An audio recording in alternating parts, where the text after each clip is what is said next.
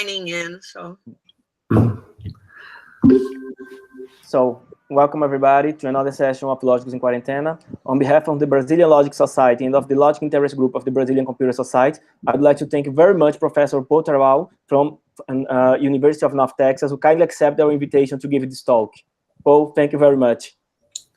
Thank you for the introduction. So I will talk today about training neural networks to do logic with logic.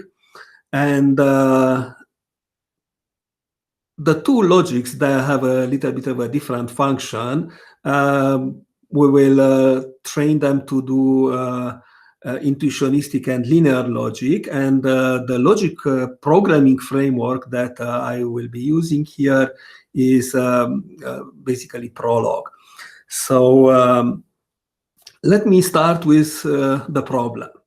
So can we train neural networks to work well, as close to perfect theorem provers as possible, and on an interesting logic, not necessarily on a very hard logic, but an interesting one. So our solution to solve this problem is to focus on a simple enough but interesting logic, which is implicational, propositional, intuitionistic linear logic, which I kind of abbreviated in an non-standard way as IPIL, partly because it's easy to pronounce. Pils are easier to pronounce than other notations for logic. So we need to derive an efficient algorithm requiring a low polynomial effort per generated theorem and its proof term. Proof terms would be lambda terms for this logic, and it's pretty standard for intuitionistic logic to encapsulate proofs as lambda terms, because they express the chain of substitutions that would be needed to infer that type. So we will use the well-known Curry-Howard isomorphism because, as we will see, we'll have a bridge in the picture. Crossing from one side to the bridge to the other one is easier than the other way around. And we will focus on generating simply typed linear lambda terms in normal form, which is low polynomial, and then benefit from the other side of the bridge via the Curry-Howard isomorphism to actually connect them to the corresponding tautologies in linear intuitionistic logic, which are the types that we infer for them. So some of the outcomes here, we will get an implicational intuitionistic logic prover that's specialized for those IPIL formulas. And then more importantly, we get a data set for training neural networks. Making neural networks to work with various logic formulas that are interesting enough, and in general to do neurosymbolic computations is considered relatively difficult. There are several approaches. There is even a neurosymbolics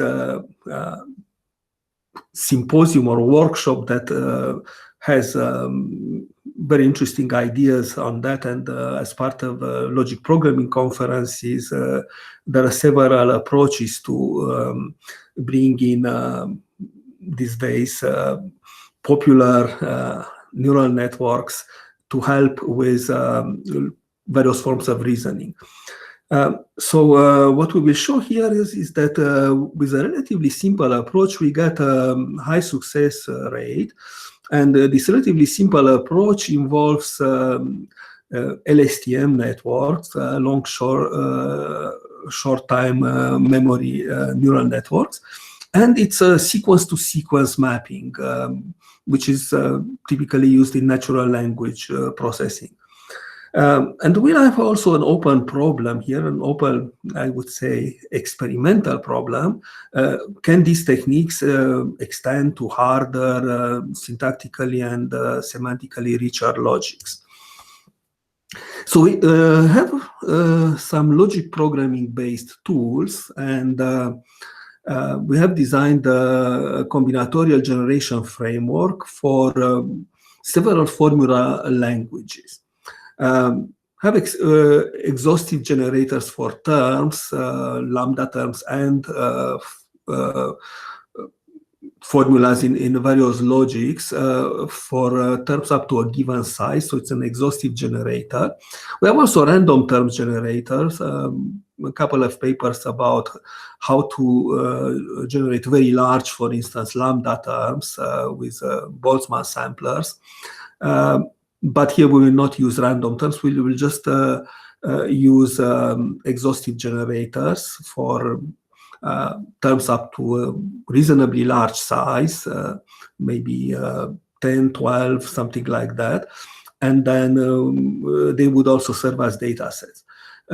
We have generators for families of lambda terms, including linear lambda terms, and then efficient type inference algorithms. One of the reasons why Prolog is very good with type inference is that it has a built-in unification algorithm that handles cyclical terms kind of lazily and efficiently, so you can actually build generators of lambda terms that are constrained by typeability. So as it goes and backtracks over valid terms for the generation, it also checks at the same time that whatever fragment it builds are actually typeable. So with that, you can generate a lot of them and then run a type checker, which would be limiting how big those terms that you generate can be. And of course, we have also in the same framework some theorem provers for intuitionistic propositional logic.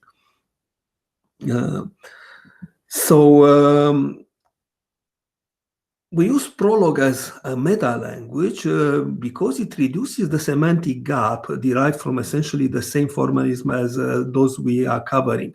Secant calculus translates almost mechanically into Prolog, and that's an advantage when we want to have a sound and complete formalism that we would like to almost literally implement, so it can be trusted not just on empirical ground but also on theoretical grounds. Prolog also has the right language constructs for concise and efficient declarative implementation. So this is a link to the Prolog code on my GitHub site, and it's very general purposes for everything related to types and proofs. So that's the framework and the tool set that we will use here. So let me get over the implicational fragment of propositional intuitionistic linear logic. The nice thing about it is that while propositional intuitionistic linear logic is Turing complete, which is relatively unusual for a propositional logic, its implicational fragment is decidable. And moreover, via the Curry-Howard isomorphism, we can design polynomial algorithms for generating its theorems and their proofs, which is actually just a spatial case of generating the same for intuitionistic propositional calculus. And then we have this dual use of theorems and their proofs, which are expressed as linear lambda terms.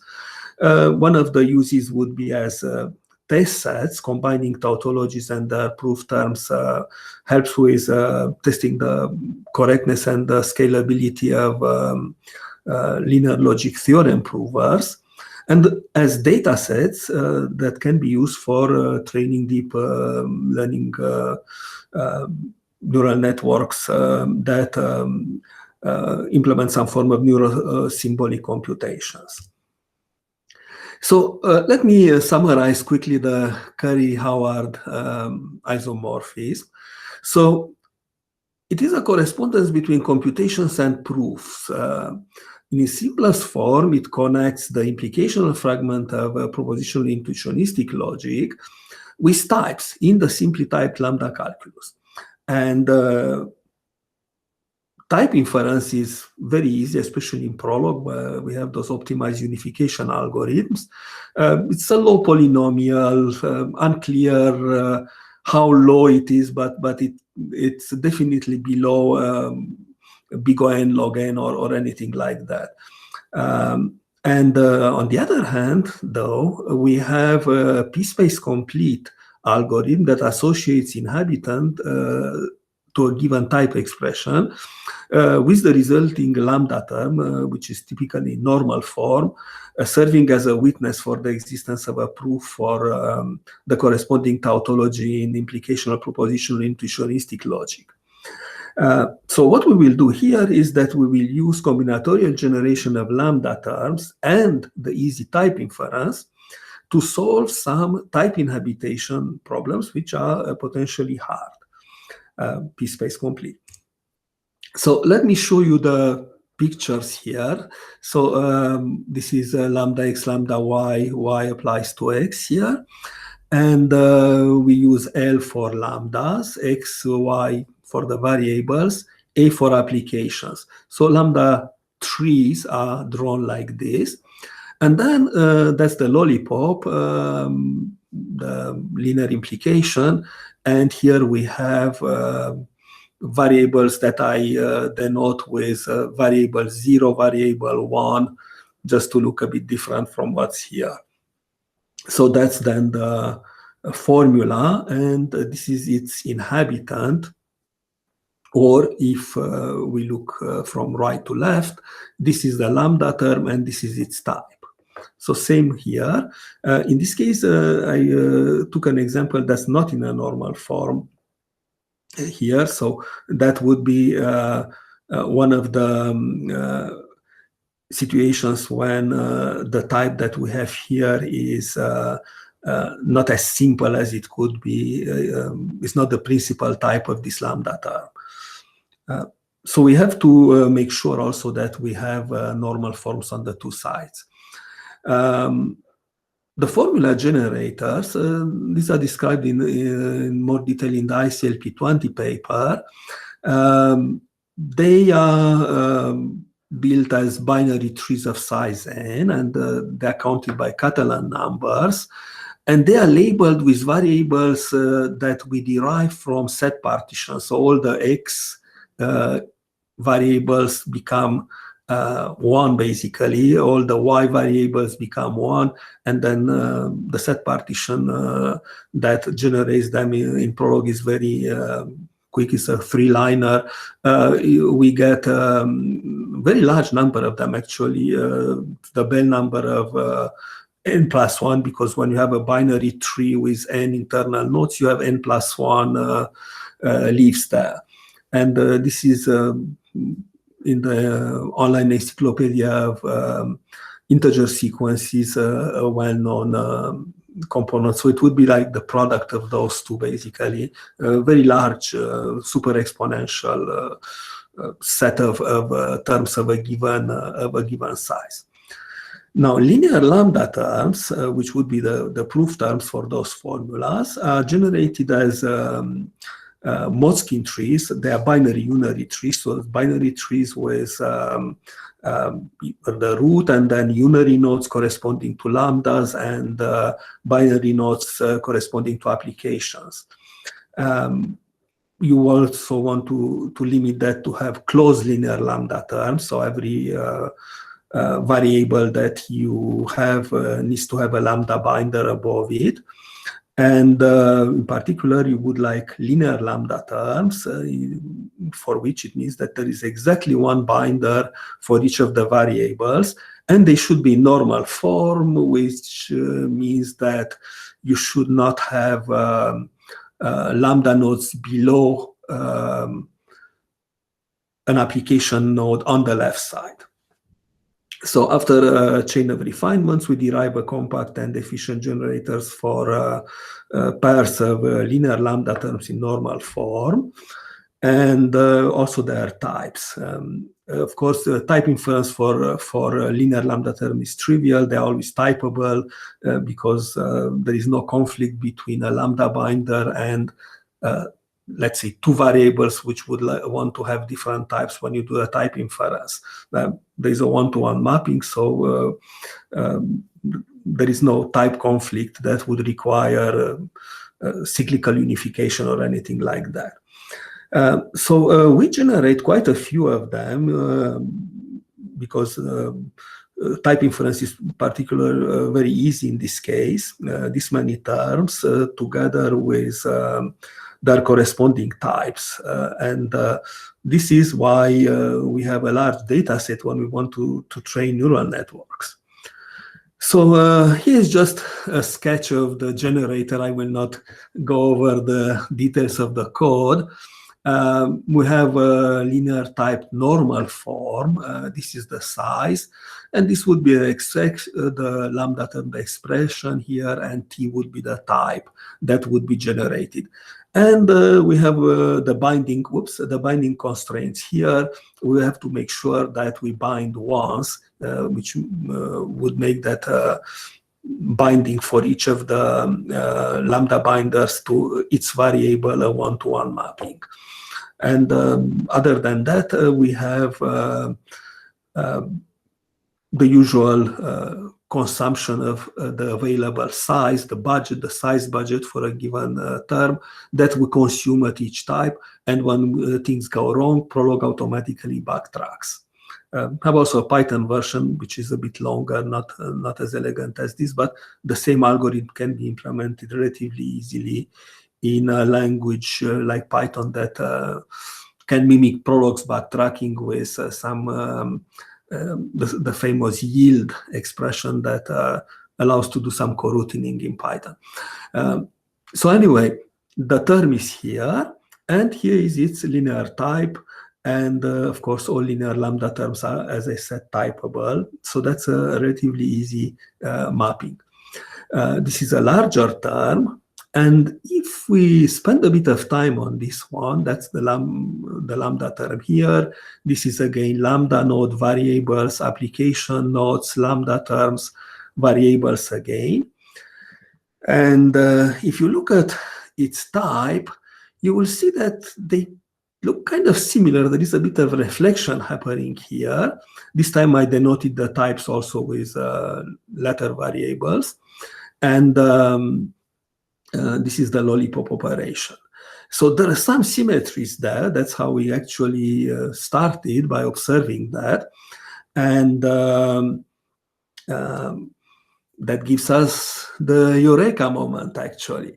It looks like we have seen some interesting symmetries in the pictures. There are exactly two occurrences of each variable, both in the theorems, and there are proof terms, which of which they are the principal types. Theorems and their proof terms have the same size, counted as the number of internal nodes. So you need to make sure that you use the same size definition for that, which we did. So in the case of the lambda terms, just to get back here, the size is defined as being 1 unit for the lambdas here, and 1 unit for the applications. With that size definitions, they would have the same size. The multiple size definitions for lambda terms, some people even use De Bruijn indices and unary notation for numbering the variables, because with that some of the techniques for generating them or counting them without generating them, coming from analytic combinatorics, can be implemented easily, because then the growth wouldn't be super exponential. So by looking at those symmetries, basically, we observe that we can solve the problem of generating all I-pill tautologies of size n if the predicate that we looked at, which is linear type normal form implements a generator of their proof terms of size n. And then a little bit of theory paper. Well, Valeria noticed that theory paper, and we went over it from Noam Zilberger, who actually attributes this observation to Grigori means, is that there is a size-preserving bijection between linear lambda terms in normal form and their principal types. The proof there is related to kind of some nice topological transformations to maps, and then it's a constructive bijections that can be exhibited. We have a reference to the exact paper in our ICLP paper. So we have obtained a generator for all theorems of implicational linear intuitionistic propositional logic of a given size, as measured by the number of lollipops to prove theorems. So this is a Goldilocks situation that points out the very special case that implicational formulas have in linear logic, and equivalently linear types have in type theory. So this brings us to the data sets. There's some links here. The data set has also a little bit of a nicety. There are LaTeX tree representations marked as prolog comments on top of that. So if someone wants to get a large example of lambda terms and their types in LaTeX for a paper or something, they are part of the dataset, and this is the link. The dataset can be used for correctness and, of course, performance and scalability testing of linear logic theorem provers. The formula proof term pairs in the datasets are usable also for what would be the next step here, deep learning systems on theorem proving tasks. And also formulas with known theorems can be added for IPLL, because to train neural networks, we like to give positive and negative examples, of course. So let me show you a little bit the next step now. So we would like to get a sequence encoding of with as few symbols and complications as possible for both the lambda terms and the corresponding type expressions, which are the formulas in linear logic. We will use prefix encoding, and the lollipop would be a 0. Application, no, that's that's a 0. Lambda is 1. Variables as uppercase letters. This is a separation between formulas and proof terms. So this would be here the formula, and this would be the proof term. Formula, proof term, and so on. So provable formulas with their proof terms, and if the proof fails, which is for the known theorems, we'll just put a question mark here, which is not in the alphabet that we have on the right. So this is then my formula encoded in this prefix notation. This is the corresponding lambda term. And then in this case, there is no lambda term because there is no proof. This is an unprovable formula. So let's get to the neural networks now. We search for good frameworks for neurosymbolic computing. Theorem provers are computation-intensive search algorithms, basically. And in some cases, like first-order logic, some very good theorem provers there, like Vampire, for instance, but they are dealing with Turing-complete languages, or even for IPC, we have a P-space complete language on which our proofs need to be found. So the two ways to train neural networks that I've seen overall, it's a very rough distinction. There are shades of gray between the two, but one of the approaches is to fine-tune the search by helping with the right choice at choice points. There are choice points when you do searches, and if the neural network could come in, then it might reduce the search and implicitly improve the performance of the theorem prover that wouldn't wander too much in dead ends. But the second is to simply use as an interface, because neural networks are very good for perception-like tasks, let's say recognizing written characters, so visual, simple task, voice recognitions, and so on. And they're not as good to make logical steps and inferences, almost mostly toy problems that they are solving even in the latest NIPS papers. An example for that would be DeepProlog, which is a nice probabilistic logic programming language that works on ground facts that are labeled with probabilities. And those probabilities act as weights, and they are learnable with a deep neural network connection.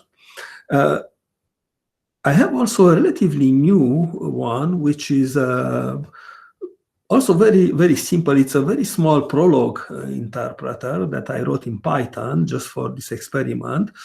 And it's called Natlog, actually. It has a little bit of a simplified Prolog syntax that looks like sentences in natural language. And what I do in that case is basically I replace a ground Prolog database with TensorFlow neural network that would provide approximate hits to that database rather than the exact ones that Prolog would find by doing its usual search.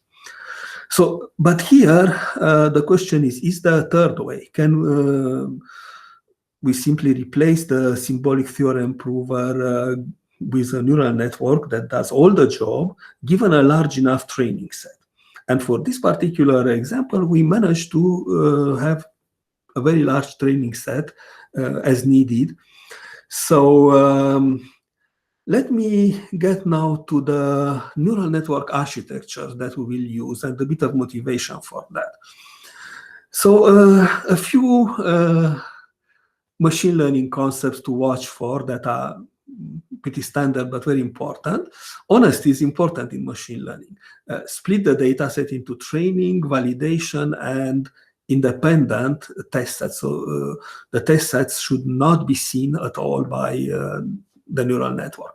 And the training and validations are splits that can be used to make sure that there is some element of generalization. So whatever is trained here is validated by other formulas. So that's like an 80-20 split of the overall training set. And these are just for external evaluation that's completely independent of those two. Two things need to be avoided there: overfitting. So when you work on well on training, but you fail on validation and testing data, neural networks can, well, it's a universal approximator, and it can fit an exact function, in which case the mapping between, let's say, formulas and their proof terms. But you would like to also work on unseen ones. So you want to avoid overfitting. And another thing to know is that you cannot learn things with high Kolmogorov complexity. When you have something completely random, you might be able to overfit it into a neural network, but there is no such thing as generalization when the Kolmogorov complexity, the randomness, genuine randomness of the sequence or data structure that you want to learn is completely random. So not to get into hopes in learning anything that's unlearnable, basically. Neural networks are then trainable universal approximators for a given function. Each layer, there are multiple layers, and they can actually be more than just a layering. They could be actually a graph, a directed acyclic graph where multiple components interact, and some of those outputs are shared, and that's why TensorFlow is called flow. So it's a data flow mechanism that allows more intricate network configurations than what I'm showing here. But basically what's happening is that layer at time t+1 becomes matrix multiplication between this learned matrix A, the layer of level T, plus another constant bias vector B, and then there is a function that you apply, sigmoid tan H, a very simple one, which is called ReLU here, that's just max of 0 and X, that is usually a nonlinear function that you would apply so that this can be seen as an attenuator of the signal that comes out from here. But otherwise, it's very much like dendrites coming in and an axon going out with our own neural structures. Well, very importantly for learning is that you need differentiable functions and gradients that are computed on backpropagation. The reason why you need differentiable functions is that when you alter a node and you get some feedback that you are wrong, that delta needs to be propagated as uniformly as possible over possibly multiple layers. Deep neural networks can have dozen of layers, sometimes even more. So we would like that backpropagation to be as smooth as possible and avoid things like computations that give not a number as a result, or overflows or underflows. So an intuition behind why deep neural networks are needed. Well, each layer abstracts away statistically relevant patterns that are fed to the next layer. So often, to ensure generalization, information is deliberately lost, that to avoid overfitting. So now let's look at how we do the training of neural networks as theorem provers via the Curry-Howard isomorphism. So formulas and on the other hand proofs are trees. They can be represented as prefix strings. That's a possibility, but anything else that represents them in a relatively canonical way would be good there. For IPIL, we can even find a size definition to give the same size for both. So this is then the size definition that I mentioned. Leaves are 0, lambda nodes 1 and applications 1. And then in the formulas, we have leaves of size 0 and lollipops of size 1. So what type of neural networks to use now?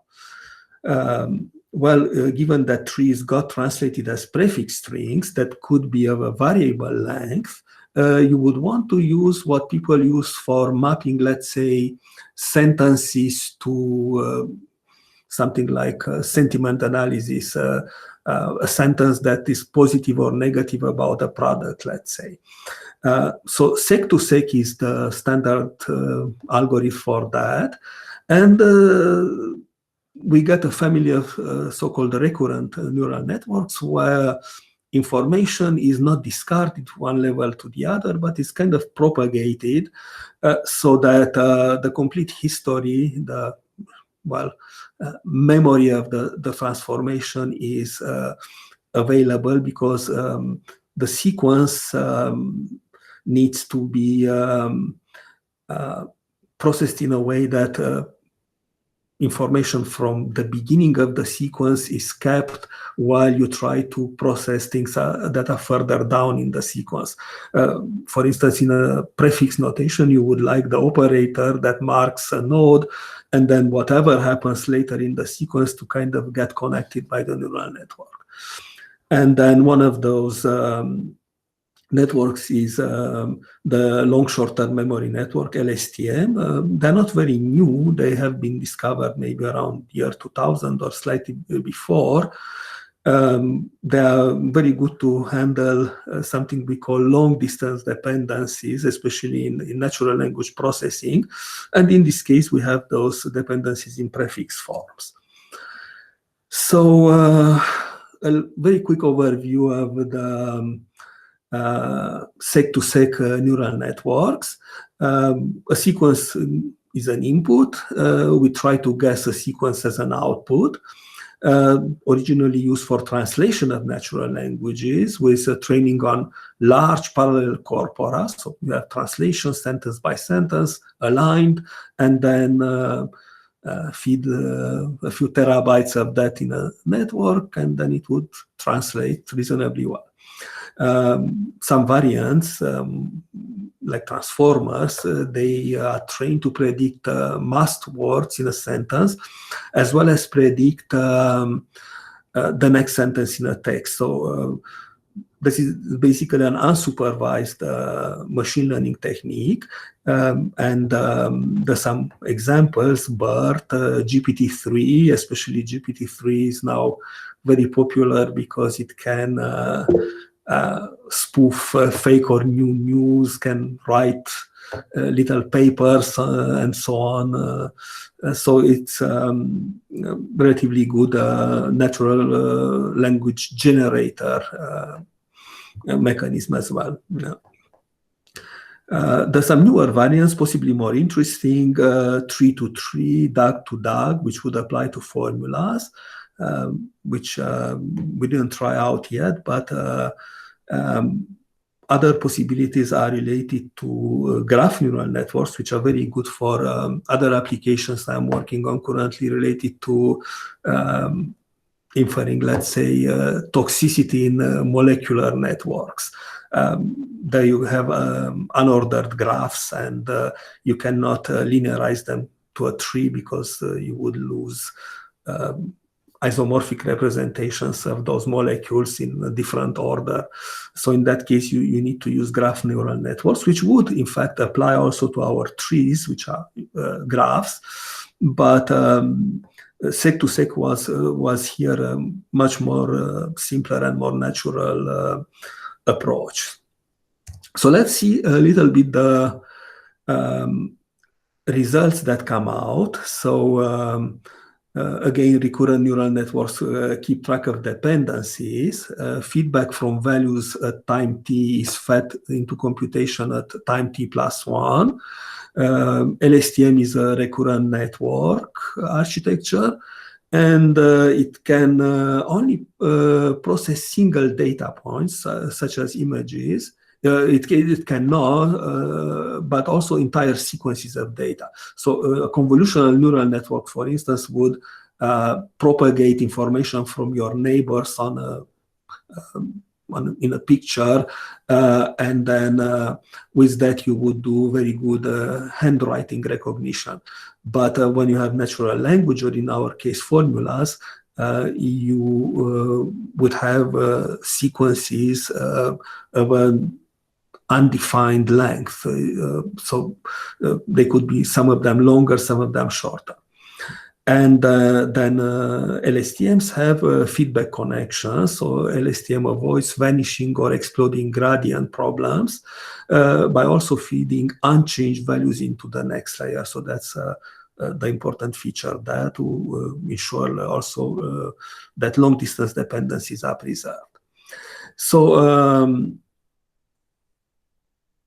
the results are, I will show you a few graphs in a minute, are unusually good in this case, especially for the linear case.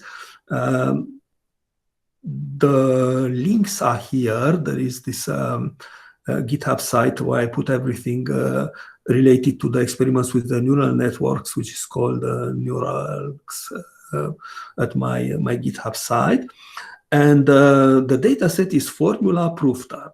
And they are available in this types and proof repository, which is Prolog based. Here things are mostly Python based.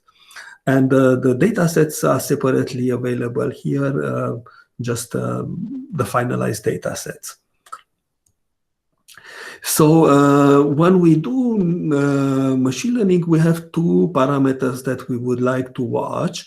Accuracy and of course validation accuracy.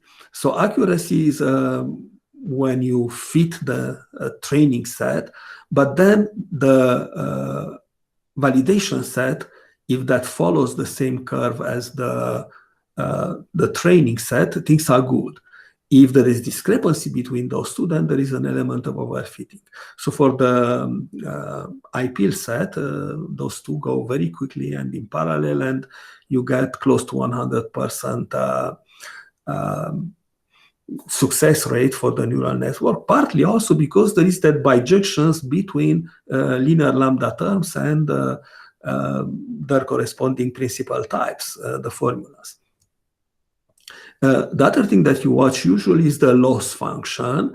You should lose less and less. That would be the gap between what you predict and what the gold standard is.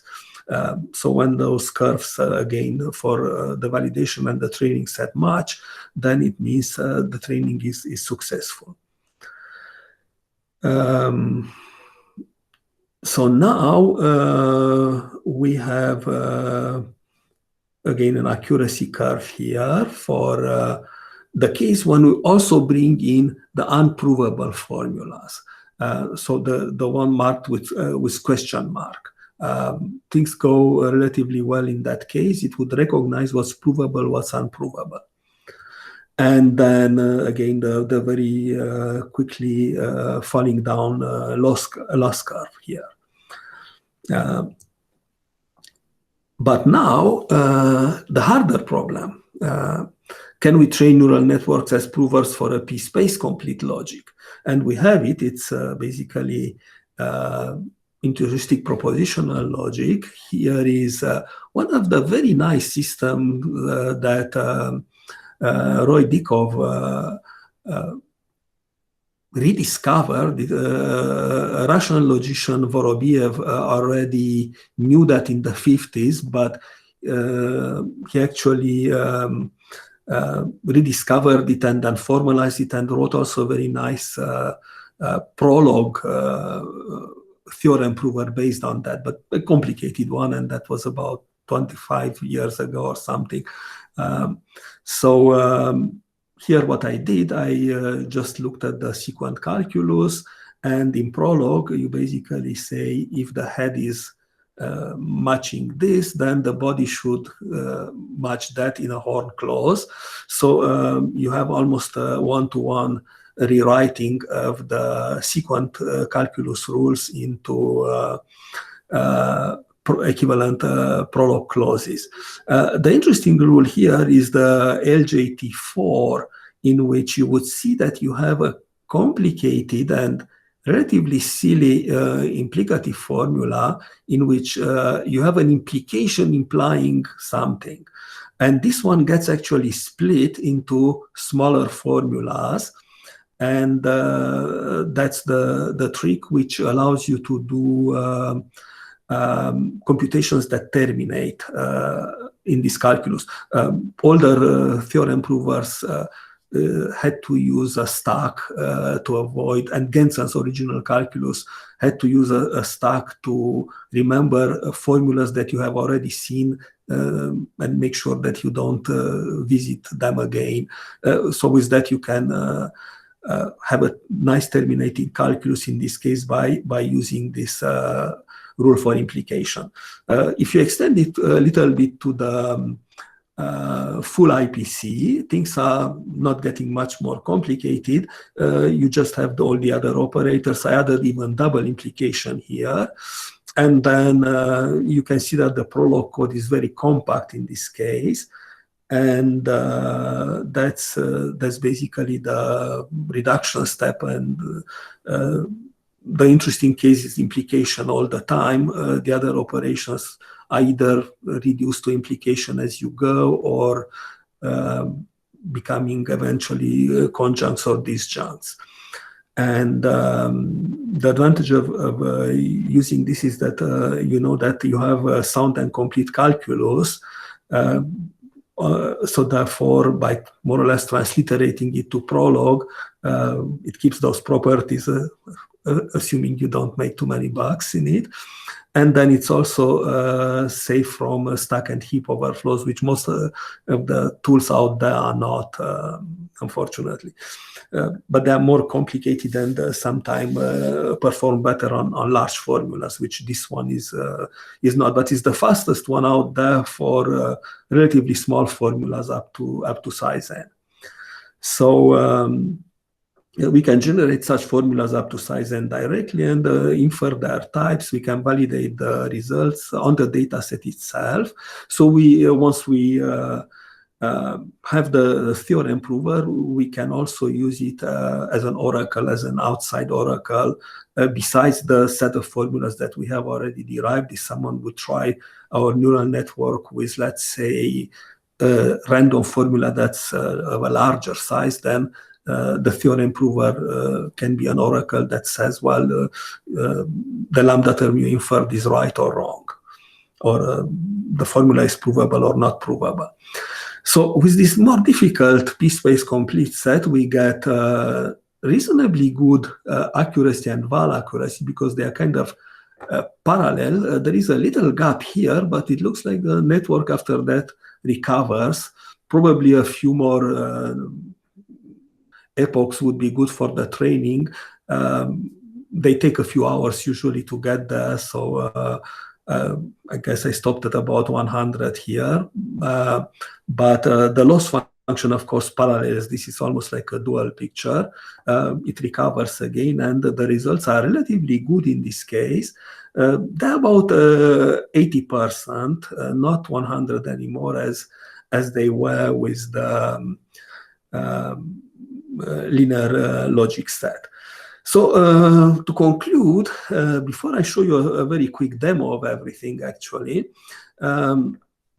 we have used a logic programming language to derive a generator for all IPL and IIPC theorems of a given size without needing a theorem prover by combining a generator for the proof terms and the type inference algorithm. So crossing the Curry-Howard bridge the easy way. We have sketched the use as a dataset for training neural networks, turning them into reliable theorem provers. For the harder inverse problem, given a formula in those logics, find the proof term for it. So the most important open practical problems here and some possible future work is that can this be extended to full fragments of IPC or LL? Would the same success rate apply to large random generated formulas? And of course, how those things would perform on larger human-made formulas that are interesting to mathematicians or logicians.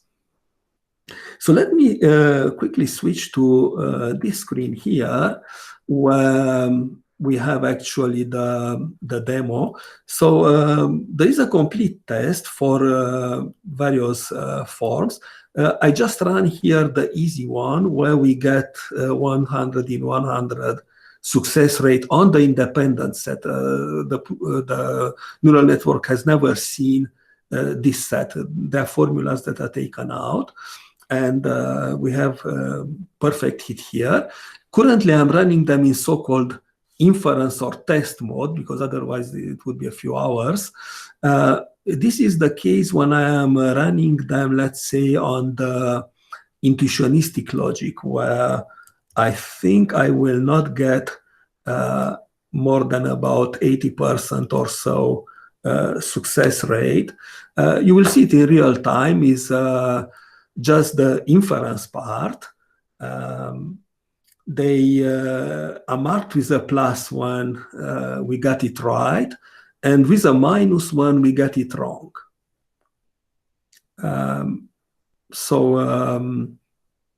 The inference mode is relatively fast because all it does is just doing the forward pass in the chain of inferences, and there is no backpropagation, which is the expensive part, and no readjustment of the weights in the matrices that contain the learned parameters. And usually the size of the network here is not a very big one. We have we have about 500,000 parameters here, and they're all trainable. So that's the size of the those are the hyperparameters of the neural network. And I think we use only about 200,000 examples for this one, for the training. So that's not a very large set. And then here, we got about 90% in this case success rate. So most of these are pluses and a few minuses when we miss. So this is then the harder case of intuitionistic propositional logic. Well, thank you for your attention, and ready for questions. Thank you very much, Paul. So now, as usual, we move to the questions and comments. Just to avoid many people talking at the same time, I'd like to ask you to manifestate first on the chat or click on hand up.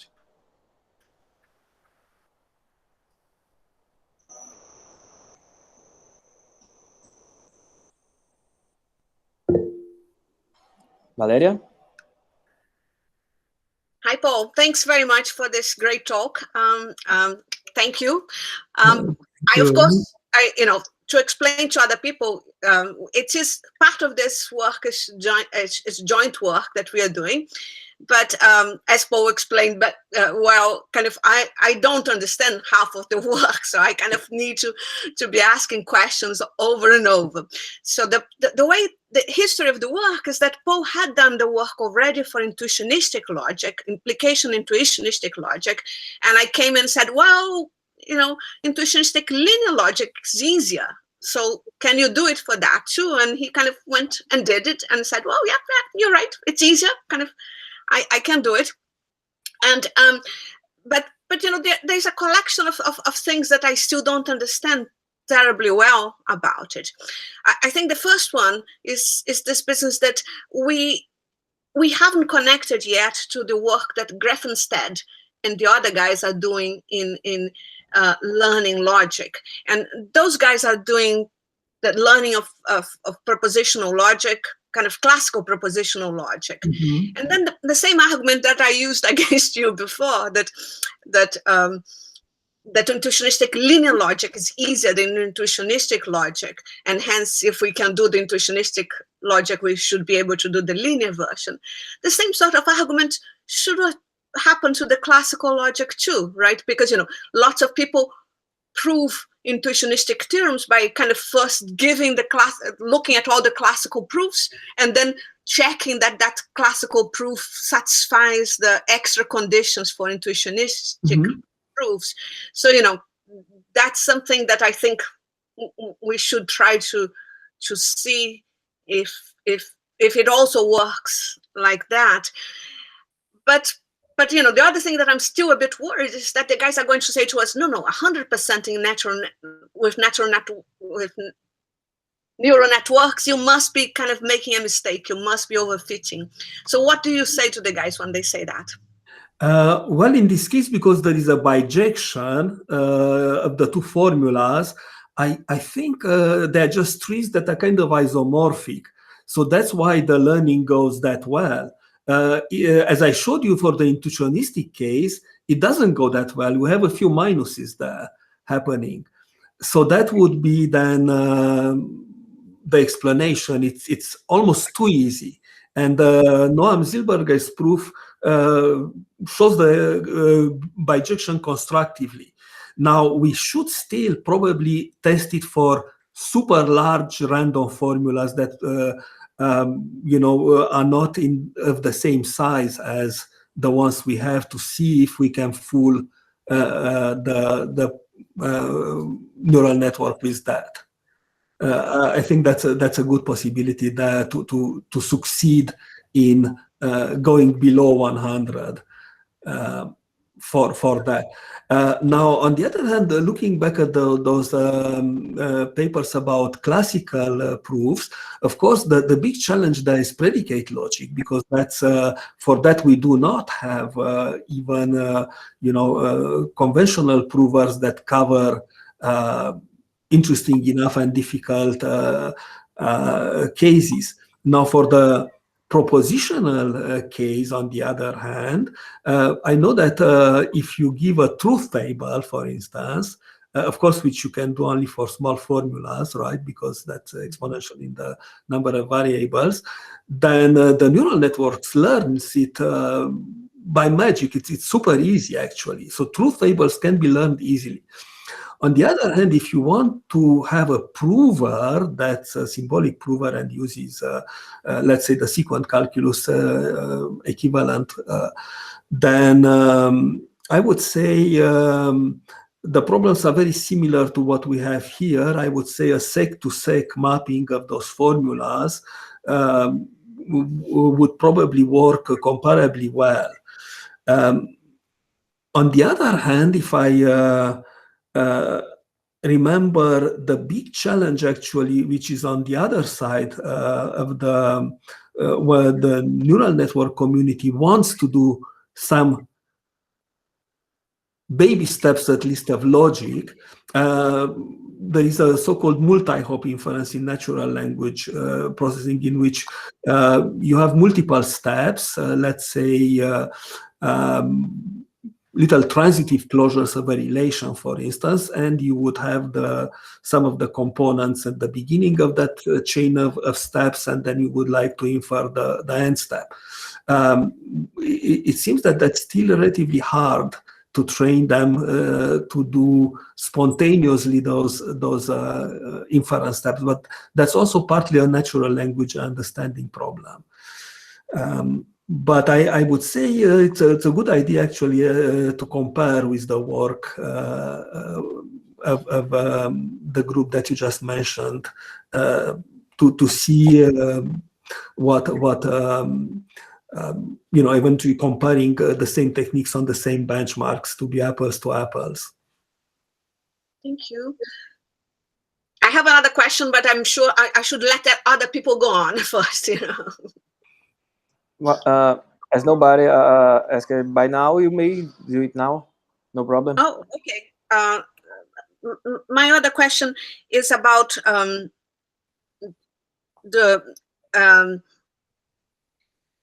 we want to do this business. I mean, the other question is more about future work, right? So it's this idea that, okay, if we can do it for intuitionistic implicational logic and for intuitionistic linear logic, I kind of keep saying that we should be able to put the two together, kind of to make a system that is actually side by side, sort of a tensor of the two systems. So so I expected us to be able to deal with something.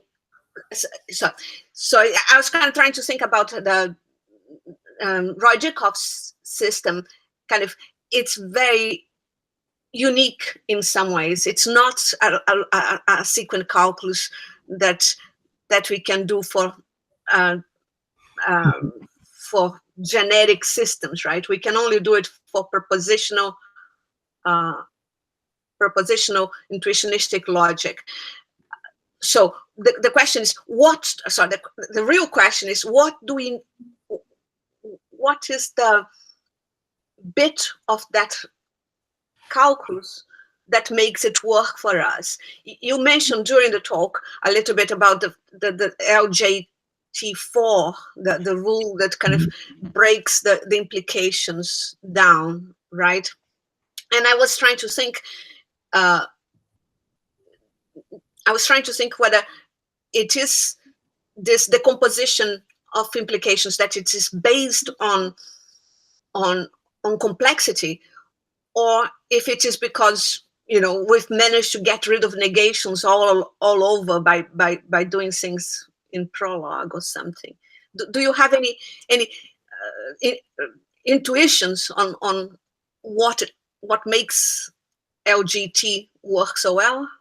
Oh yeah. Let me show you actually the slides with it right away. So that would be just 1 second. My preview window here.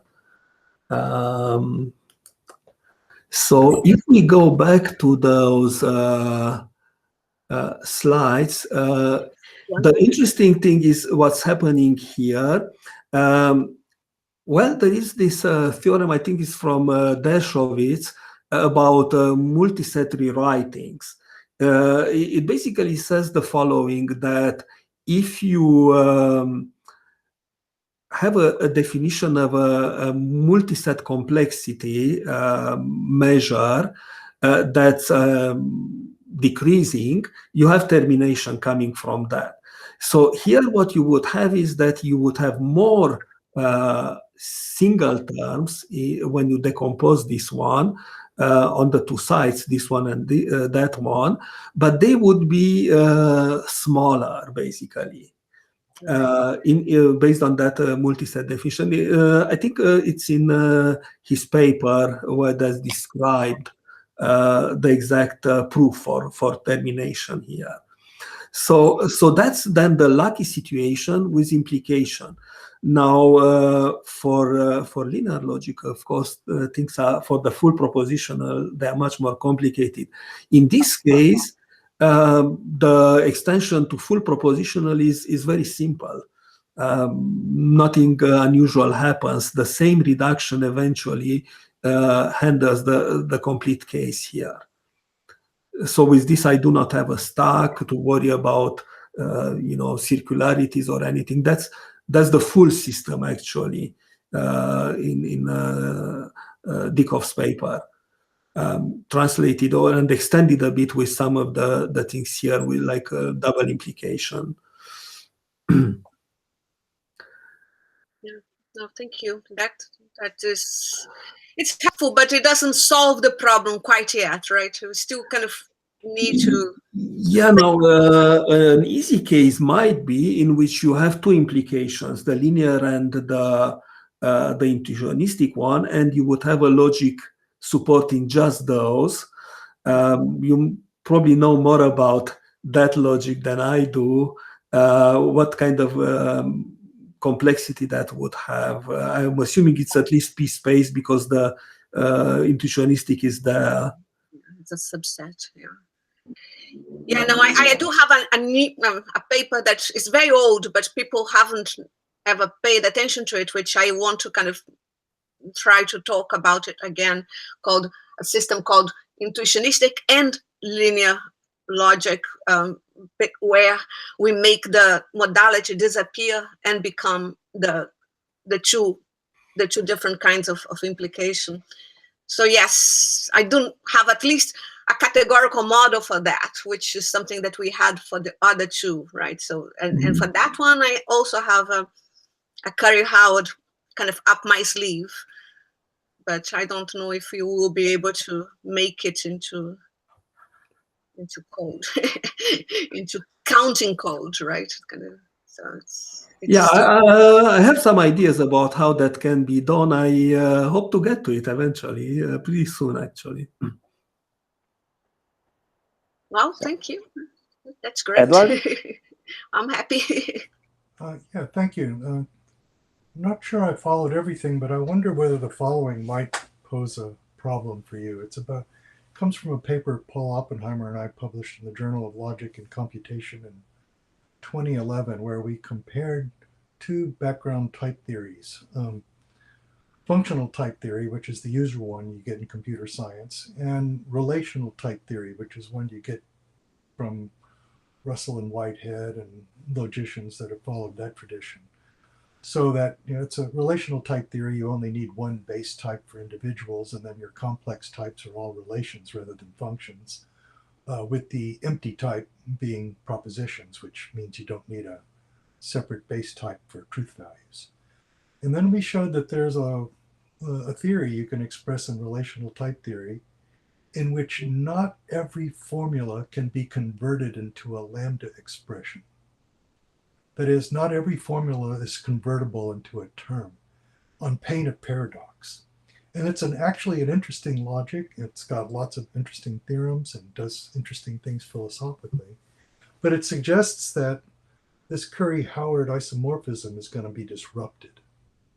And if that's the case, does that undermine the techniques? I mean, if you're relying on this, there being a Curry-Howard isomorphism, or will some subset of mappings from the formulas to a subset of the terms suffice for your techniques? Yeah, it's a very good question. I know that there are limitations of the Curry-Howard isomorphism also for something that's very popular in programming languages now, which is dependent type theory. That's based on everything is a type, basically, and types are part of the expressions. So you would have it's more than polymorphic types, and then the mapping there is very unclear yet. What would be the exact mapping to lambda terms or proof terms of any kind? I believe that for the propositional case, this very simple-minded bridge works. But as soon as you go a little bit higher, there are limitations for it, because you do not have a simple mechanism. Now, as soon as you have a decidable type inference, and there is a way back from the formula in a more or less unique way to the let's say lambda expression or equivalent that you started from, then this should work. You could also try for more difficult languages, if you have a theorem prover that works for whatever that logic is, to actually use the prover, which would take a bit more time, but on small formulas, hopefully not too much, and then build your data set by just running the theorem prover. So in this case, I would just have the code for the prover, run it on the formulas, find some form of proof definition, ideally more than just a yes, no, provable, not provable, anything more constructive than that. The trace of the steps would be fine. And then try to train based on the results of the prover. So that sounds promising. And another thing that's promising is that although the target logic that proved difficult for us was in fact, it was a predicate logic. And the reason it proved difficult is because the way functional type theory handles quantified formulas, basically to interpret for all x phi, you have to convert phi to a lambda term, and then you apply a function to that, what's denoted by the lambda term, the quantifier function. And that you can't do for arbitrary formulas that are quantified in this language and target logic. But a colleague, a computer scientist in Germany, has found a hack around this by using Isabelle Hole, and he had to basically distinguish the lambda expressions in the target logic from the background lambda expressions available in Isabelle Hole, and found a way to actually implement this system. And so maybe that might lead to the kind of solutions that you're providing. So anyway, but this is something we'll need to investigate a little bit more. But in general, this looks very interesting as a Yeah, thank you. There is also some work related to either Kok or Agda for helping the proof assistants to choose the best tactics possible. That's very practical, because then it would automate practical use of theorem provers by mathematicians. So that's of a different kind, in which you have to basically guess the best selection rule when you have multiple possibilities to pick the best, the most promising tactic, for instance. And that also can be trained by building data sets, just getting all the proofs that people built, and there is some effort to collect, at least for Koch and all the famous proofs in a large database that's kind of searchable. So that, using that as a training set in a similar way as we did with this very simple case here, looks very practical and useful. Okay, thank you. Any other question or comments?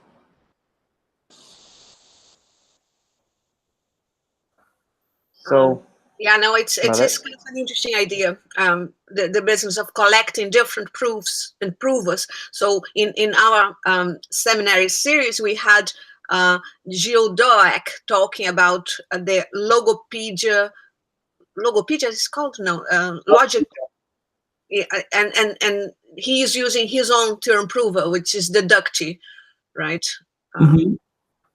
So yeah, no, kind of it's interesting. There is also another approach by two Austrian.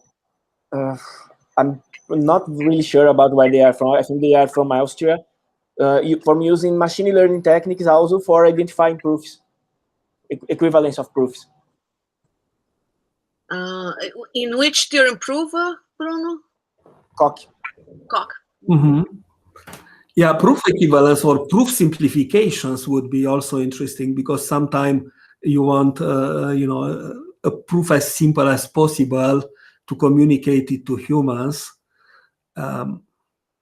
So that's an interesting, and machine learning can do that kind of stuff probably. They have done something for the mathematical libraries of Koch and Isabelle, to using some kind of machine learning techniques to identify when they are the same proof.